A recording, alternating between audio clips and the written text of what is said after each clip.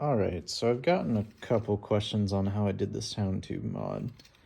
It's essentially the same as um, Dave's video, just with one minor change. So, like Dave, the latex rubber gloves are right here. I just used one glove, both layers of it, if that makes sense. Otherwise, you'll get a vacuum leak.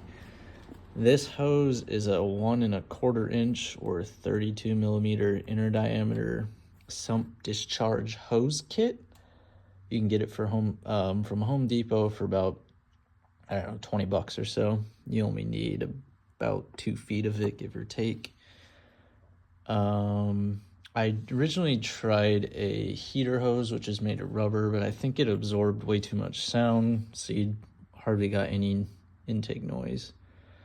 And so then that just clamps there, the original hose clamps. I wrapped it with some foam tape just to give it a better clamp on the outside of the pipe. Zip tied right here, not really necessary, just did to keep it in place. And then the difference between my mod and Dave's is that I took the piece that connects into the firewall from the original sound tube and cut it in half. So let me see if I can get a better view of that.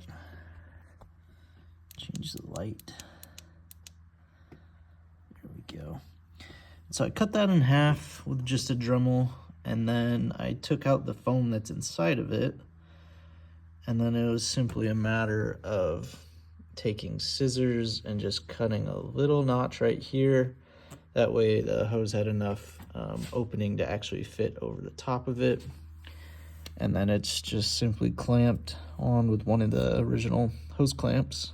Yeah, it works great. It sounds awesome.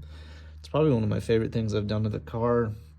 It gives the engine a lot more character, and so far, knock on wood, there's no consequences. It'd be easily reversible. You'd just get a sound tube delete if you decided it wasn't for you, or for some reason it's too loud, you could add additional gloves.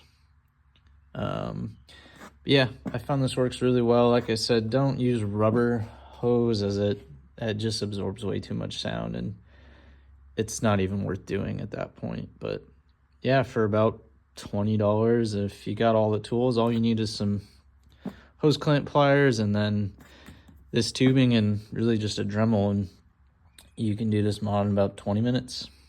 Yeah, hopefully that makes sense. Let me know if you have any questions.